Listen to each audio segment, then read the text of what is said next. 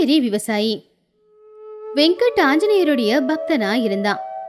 அவனுக்கு ஒரு 10 ஏக்கர் பூமி இருந்துச்சு.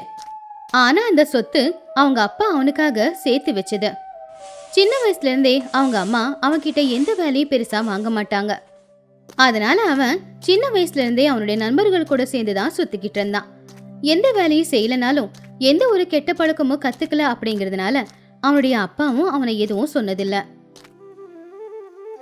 கொஞ்ச நாள்ல பார்வதி அப்படிங்கிற ஒரு பொண்ணை பார்த்து வெங்கட்க்கு அவங்க அப்பா அம்மா கட்டி வச்சாங்க. வயசும் ஆயிடுச்சு, கல்யாணமும் ஆயிடுச்சு. இன்னும் புள்ள பொறுப்பா இல்லனா அது தப்பாயிடும் அப்படிங்கறதுனால வெங்கட்டுடைய அப்பா நாங்க 2 பேரும் தீர்த்த யாத்திரைக்கு போறோம் அப்படின்னு போய் சொல்லி சொந்தக்காரங்களுடைய வீட்டுக்கு போய் தங்கிட்டாங்க. அதனால இப்ப வீட்டுல வெங்கட்டும் பார்வதி 2 பேரும் மட்டும்தான் இருந்தாங்க. ஏங்க, மாமா இன்னைக்கு வயலுக்கு தண்ணி பாய்ச்சணும்னு சொல்லிட்டு போயிருக்காருல்ல, நீங்க போய் அந்த வேலையை பாருங்க. அதுக்குள்ள நான் சமையல் வேலையை முடிச்சிடுறேன்.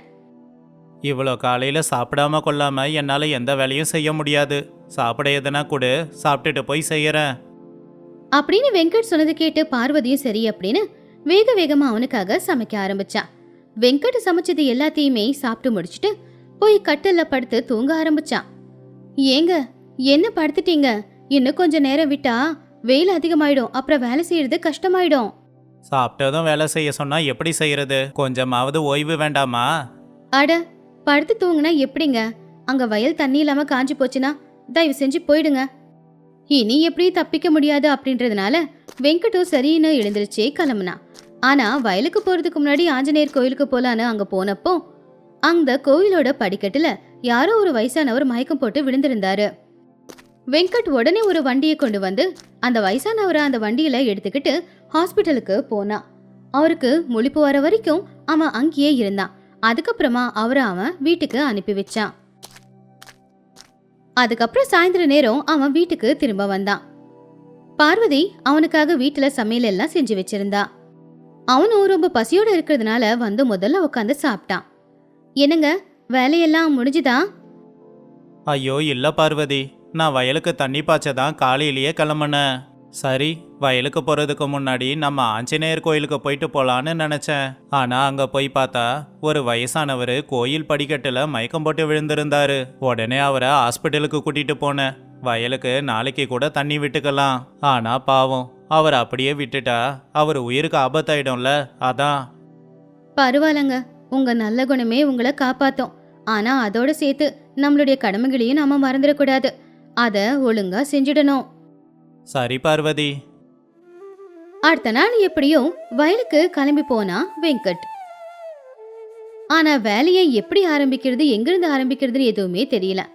அதை பத்தி யோசிச்சுக்கிட்டே அவன் ஒரு மரத்துக்கு கீழே உக்காந்துக்கிட்டு கொஞ்ச நேரத்துல அங்கேயே படுத்து தூங்கிட்டான். அவன் எழுந்திருக்கும் போது சாயந்தரம் நேரம் ஆச்சு. அப்படி தினமும் வயலுக்கு தண்ணி பாய்ச்சறேன்னு வயலுக்கு போறது. ஆனா சாயந்தரம் வரைக்கும் அங்க படுத்து தூங்கிட்டு மறுபடியும் வீட்டுக்கு வருது. சுத்தி இருக்கிற எல்லாரும் அவங்க வயல்ல விதை விதைக்கவே ஆரம்பிச்சிட்டாங்க. ஆனா வெங்கட்டோட வயல் மட்டும் இன்னும் அப்படியே தான் இருந்துச்சு. ஒரு நாள் வெங்கட் வயலுக்கு போனான். ஆனா மதிய நேரம் வீட்டுக்கு சாப்பிட வரல அப்படிங்கறதுனால பார்வதி சாப்பாட சமைச்சு எடுத்துக்கிட்டு வயலுக்கு நேராவே போனான். அங்க வெங்கட் எந்த வேலையும் செய்யாம மரத்தோட நிழல்ல படுத்து தூங்கிக்கிட்டு இருக்கிறத அவ கவனிச்சா. ஏங்க, என்ன பண்ணிக்கிட்டு இருக்கீங்க? தினமும் நீங்க வயலுக்கு போய் வேலை செஞ்சு ரொம்ப களைப்பா வீட்டுக்கு வரீங்க அப்படின்னு நான் நினைச்சுக்கிட்டு இருந்தா, நீங்க தினமும் பண்ற வேலை இதுதானா? அப்படி இல்ல, வேலை எங்கிருந்து தொடங்குறதுனே தெரியல. அதான் எதுவும் செய்யாம அமைதியா இருந்துட்டேன். போது, கொஞ்சம் பொய் சொல்றத நிப்பாட்டுறீங்களா? உங்களை நம்பி அத்தையும் மாமாவும் இவ்வளவு பெரிய பொறுப்பு கொடுத்துட்டு போயிருக்காங்க, நீங்க இப்படியா செய்வீங்க? அப்படின்னு சொல்லி பார்வதி வயலுக்கு தண்ணிய பாய்ச்ச ஆரம்பிச்சா. ஆனா வெங்கட் அவளுக்கு உதவி எதுவும் செய்யாம அப்படியே அந்த மரத்துக்கு கீழே தான் உட்காந்து பாத்துக்கிட்டு இருந்தான். பார்வதியை எல்லா வேலையும் முடிச்சுட்டு அங்க வந்தா. விதையாவது வாங்கிட்டு வந்தீங்களா? நாளைக்கு விதை போட்டாகணும். கொண்டு வர சொல்றேன், இன்னும் 2 நாள் இருக்குல்ல. என்கிட்ட நீங்க நடிக்காதீங்க. நாளைக்கு விதையை கொண்டு வந்து வயலை நீங்க போடல, அப்புறம் நான் என்ன பண்ணுவேன்னு தெரியாது. சரி பார்வதி, நீ சொன்னதை அப்படியே செய்யறேன். பார்வதி புருஷ சொன்னதை நம்பி சரி அப்படின்னு போயிட்டா. நாளைக்கு காலையில தானே விதை வேணும். அப்ப இப்ப நல்லா படுத்து தூங்கிட்டு நாளைக்கு காலையில போய் விதை வாங்கிக்கலாம். அப்படின்னு சொல்லி வெங்கட் வீட்டுக்கு போய் நல்லா சாப்பிட்டு படுத்து தூங்கிட்டான். அடுத்த நாள் காலையில என்ன பண்றானோ பார்க்கலாம் அப்படின்னு பார்வதி புருஷன்கிட்ட எதுவும் சொல்லல. எப்படியும் விதைக்க 2 நாள் இருக்குல்ல, இவ்வளோ காலையில் எழுந்திருச்சு போகணுமா என்ன? சாயங்காலம் போய் வாங்கிக்கிட்டு வரேன் அப்படின்னு வெங்கட் கடைக்கு போகாம இருக்க ஏதேதோ காரணம் சொல்லி 2 நாளாவும் விதைய வாங்கிட்டு வரவே இல்ல. அதனால பார்வதிக்கு வெங்கட் மேல ரொம்ப கோவம் வந்துச்சு. என் பேச்ச நீங்க மதிக்கவே மாட்டேங்கிறீங்கல்ல, அப்புறம் எதுக்கு நான் இங்க இருக்கணும் அப்படின்னு சொல்லி பார்வதி அங்கிருந்து அவளுடைய பிறந்த வீட்டுக்கே போயிட்டா. வெங்கட்க்கு என்ன பண்றதுன்னு தெரியாம பார்வதி போறத நின்னு வேடிக்கை பார்த்துக்கிட்டு இருந்தான். அது வரைக்கும் பொண்டாட்டி இருந்து அவனுக்கு வயிறார சாப்பாடாவது செஞ்சு கொடுத்துக்கிட்டு இருந்தா. ஆனா இப்ப அவளும் இல்ல, அதனால அவனுக்கு சாப்பாடும் இல்ல. சாயந்தர நேரம் அவனுக்கு பயங்கரமா பசி எடுக்க ஆரம்பிச்சுது. ஆனா சாப்பாடு யாருக்கிட்ட கேக்குறதுன்னு தெரியல. ஏன்னா இது வரைக்கும் யாருக்கிட்டயும் போய் அவன் சாப்பாடு கேட்டதும் இல்ல. அதனால அவனுக்கு மனசு சரியில்லாம சாயந்தர நேரம் ஆஞ்சநேயர் கோயிலுக்கு போனான். சாமி, நான் யாருக்கும் எந்த அநியாயமும் பண்ணதில்ல. எனக்கு தெரிஞ்சு யாருக்கும் கஷ்டம் கொடுத்ததும் இல்லை. ஆனால் எல்லாரும் என்னை விட்டுட்டு போயிட்டாங்க. இப்படி இருக்கும்போது வெளியில இருந்து ஒரு பாட்டி பெரிய கூடையில அப்பத்தை போட்டு எடுத்துக்கிட்டு வந்தாங்க.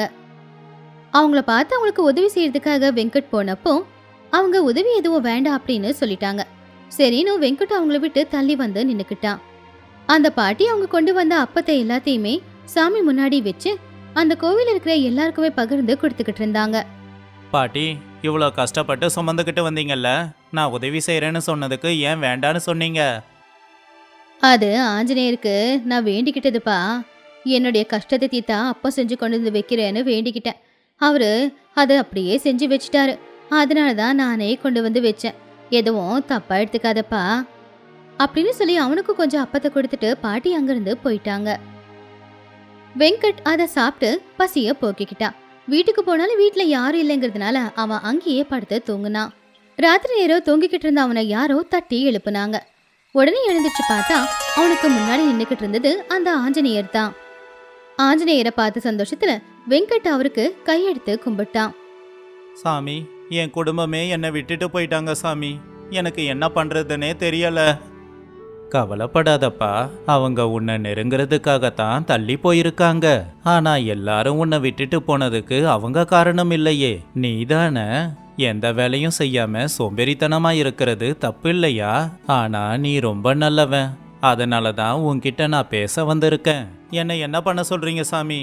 எனக்கு எந்த வேலையும் செய்ய வரல. பைத்தியக்காரா, வேலை செய்யக்கூடாதுன்னு நினைச்சா அதுக்கு உனக்கு காரணம் கிடைக்கும்.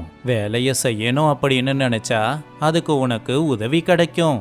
உனக்கு எப்ப உதவி வேணும்னாலும் என்ன மனசுக்குள்ள நினைச்சுக்கோ. அப்ப நான் நிச்சயமா ஏதோ ஒரு உருவத்துல வந்து உனக்கு கண்டிப்பா உதவி செய்வேன். ரொம்ப நன்றி சாமி. அன்னையிலிருந்து வெங்கட் அவனுடைய சோம்பேறித்தனம் எல்லாத்தையுமே விட்டுட்டு வயல்ல இறங்கி வேலை செய்ய ஆரம்பிச்சான். கொஞ்ச நேரத்துல வயல்ல இருக்கிறதுல எது நல்ல செடி எது களச்செடின்னு அவனுக்கு தெரியல. அவன் ரொம்பவும் குழப்பமடைஞ்சான். அப்பதான் மனசுக்குள்ள அவன் ஆஞ்சநேயரை நினைச்சுக்கிட்டான். அப்பதான் அந்த பக்கமா போய்கிட்டு இருந்த பக்கத்து வயல் சொந்தக்காரர் வந்து அந்த சந்தேகத்தை தீர்த்து வச்சாரு. இப்படி வெங்கட் வயல்ல இறங்கி ரொம்பவும் கஷ்டப்பட்டு உழைக்க ஆரம்பிச்சான். கொஞ்ச நாள்ல வெங்கட் விளைய வச்ச விளைச்சல் ரொம்ப நல்லபடியா விளைஞ்சது. இதை எல்லாத்தையும் கேள்விப்பட்டு அவனுடைய அப்பா அம்மா பொண்டாட்டி எல்லாரும் வீட்டுக்கு வந்துட்டாங்க. அதை பார்த்து வெங்கட் ரொம்பவும் சந்தோஷப்பட்டான்.